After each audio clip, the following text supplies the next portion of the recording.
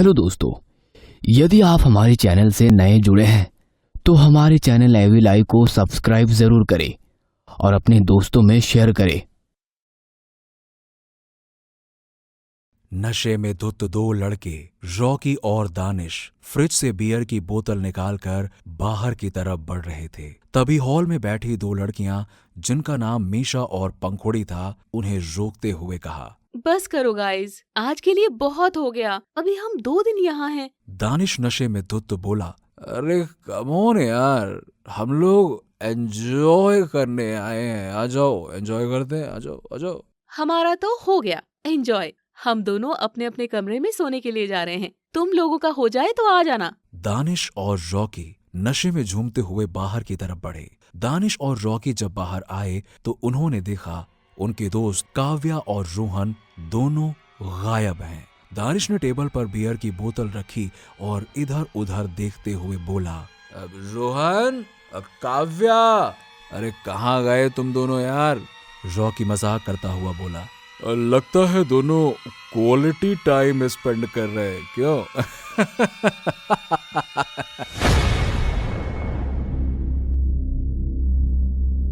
वो पेड़ के पीछे कोई है, देखो कोई है।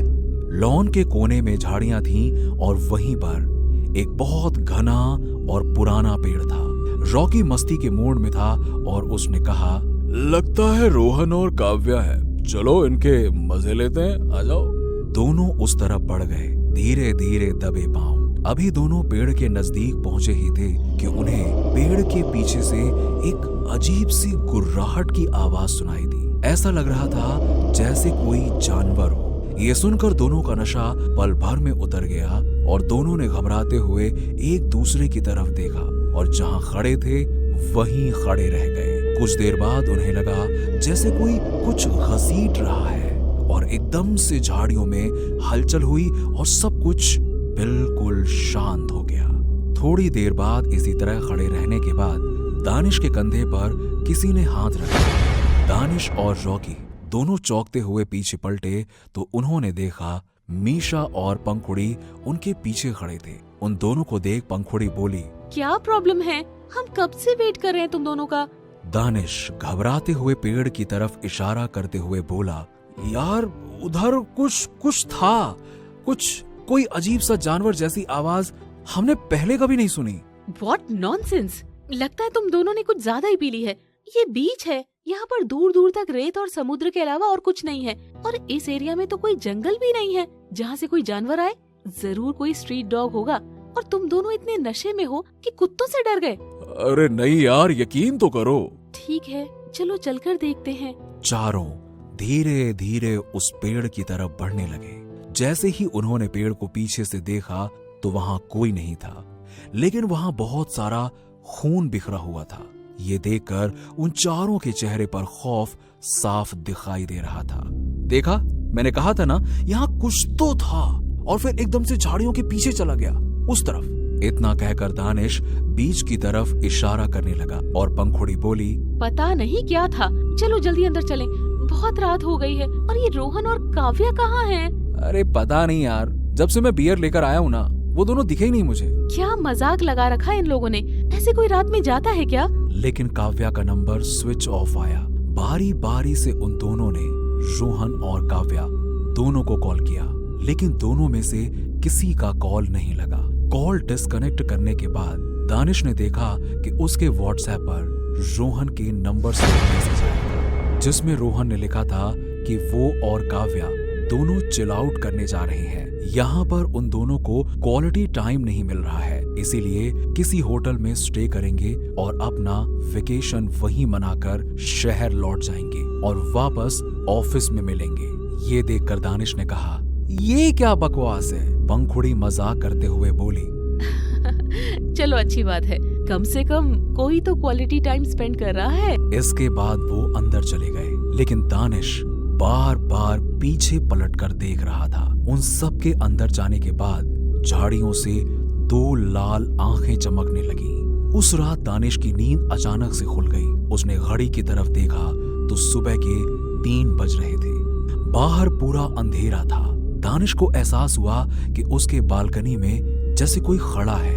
पहले दानिश को लगा कि शायद किसी पेड़ की परछाई होगी, लेकिन अचानक से उसकी नजर दो लाल जलती हुई आंखों पर पड़ी। दानिश घबराकर उठकर बैठ गया और फिर से देखने लगा तो वहां कोई नहीं था।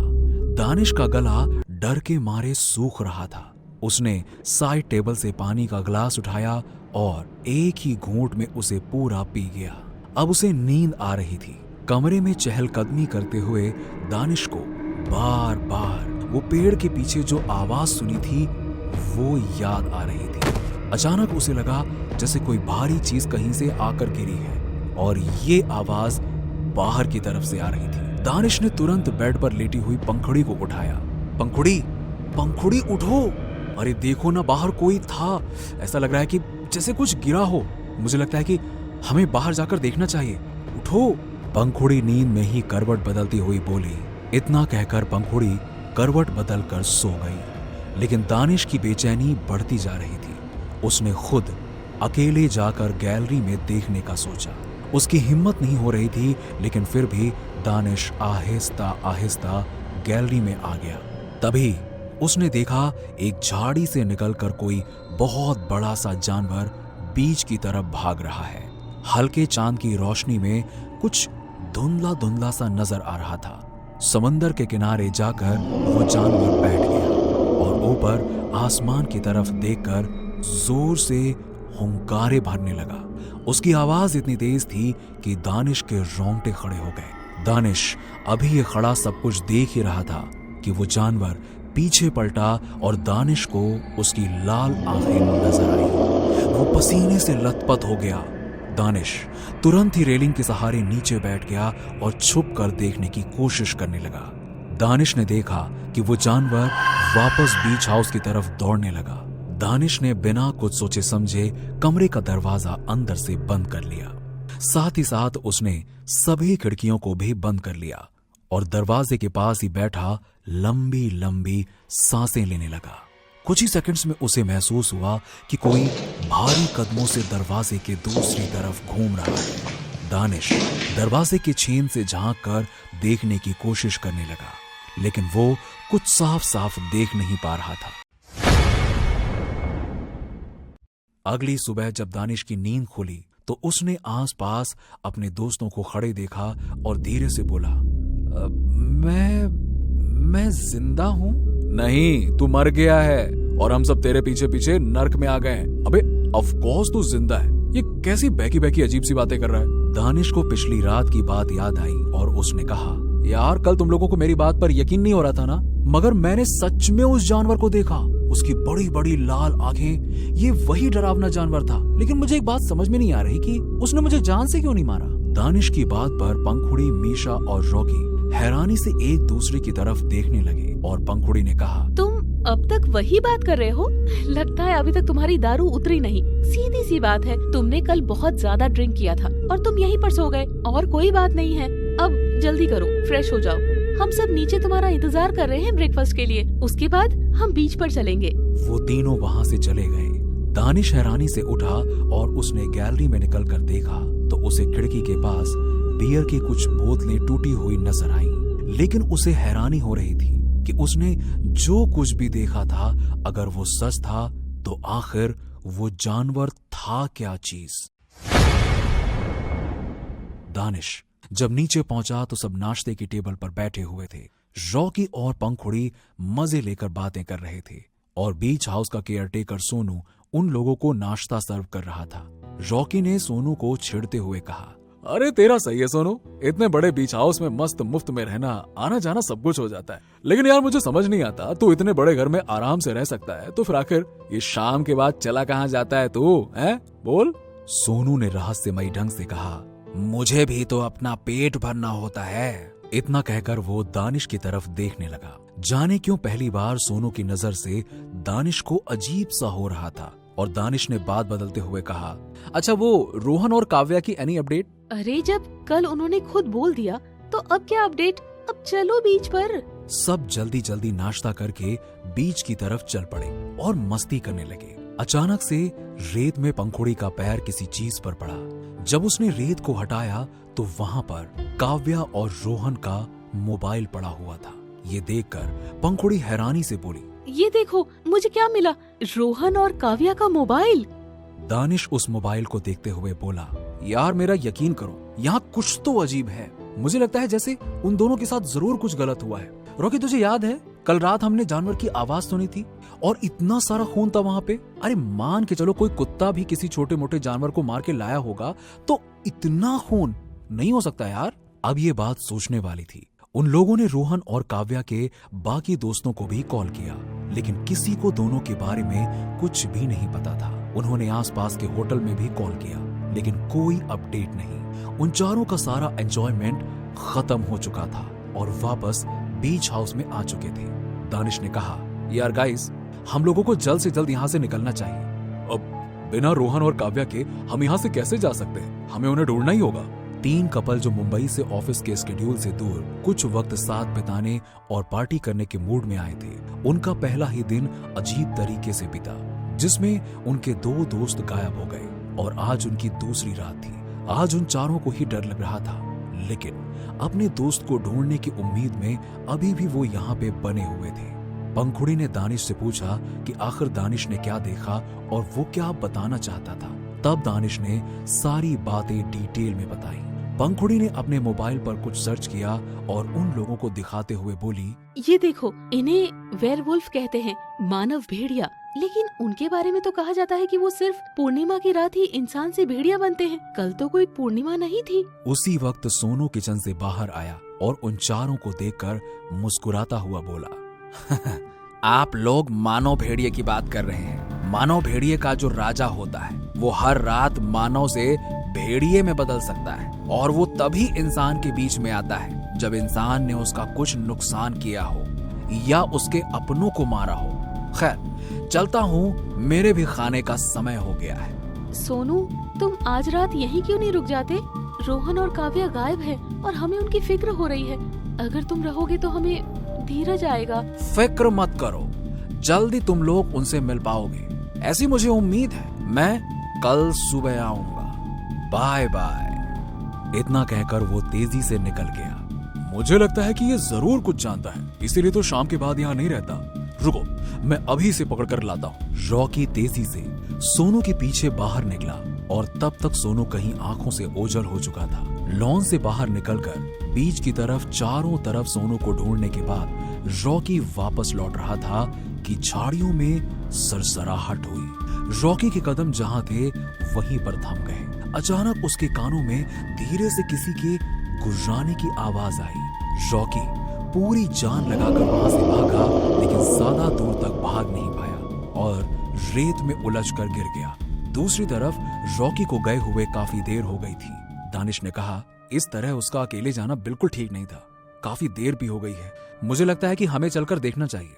चलो। तीनों ही रॉकी को देखने के लिए बाहर निकले। जैसे ही वो लॉन में पहुंचे, रॉकी के चीखने की आवाज सुनाई दी। तीनों आवाज की तरफ भागे। जैसे ही सब बीच के किनारे पहुंचे, उन्होंने देखा वो विशाल जानवर उसे नोच नोच कर खा रहा है।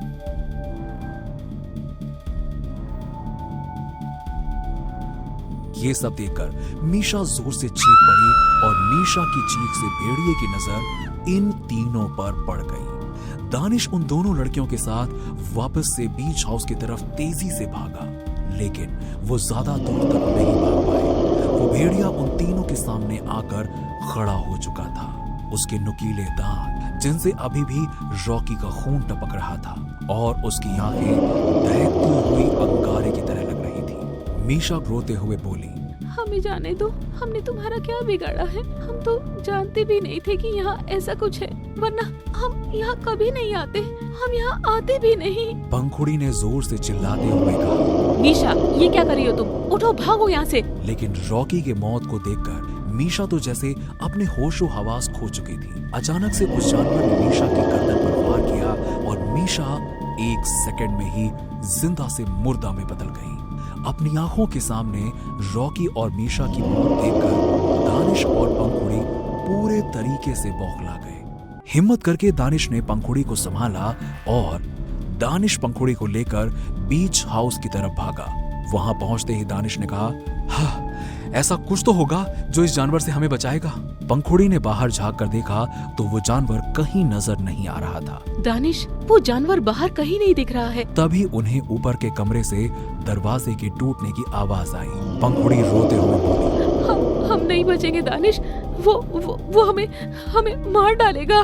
दानिश ने पंखुड़ी को संभाला और बोला, शांत हो जाओ, शांत हो जाओ। यहाँ कुछ तो होगा जिससे हम उसका सामना कर पाएं। रुको, मुझे देखने दो। लेकिन दानिश को सोचने का वक्त नहीं मिल पाया, क्योंकि सीढ़ी की रेलिंग को तोड़ता हुआ वो विशाल भेड़िया नीचे आ चुका था।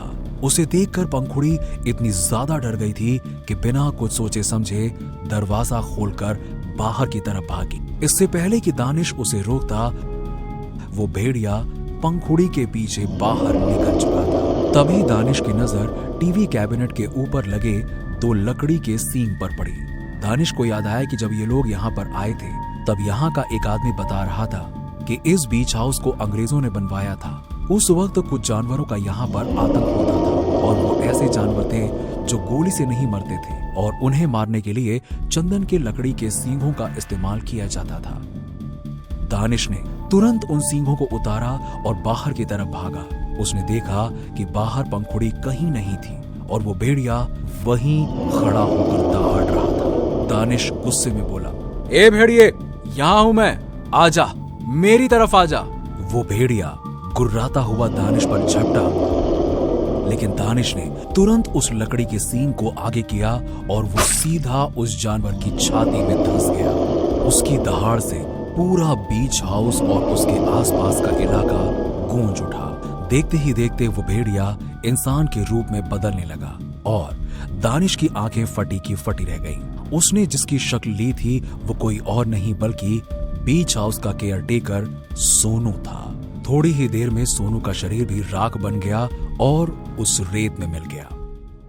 आपको क्या लगता है, क्या भेड़िया मानव जैसी कोई चीज होती है या ये सिर्फ मानव कल्पना है? कमेंट में हमें जरूर बताइए। अगर आपको ये कहानी पसंद आई हो तो वीडियो को लाइक करें। आशा करते हैं कि इस वीडियो को 4000 लाइक मिलेंगे और चैनल को सब्सक्राइब करना मत भूलिएगा। आपसे फिर मुलाकात होगी ऐसे ही दिल दहला देने वाली कहानी में। तब तक के लिए याद रखें, डरना जरूरी है।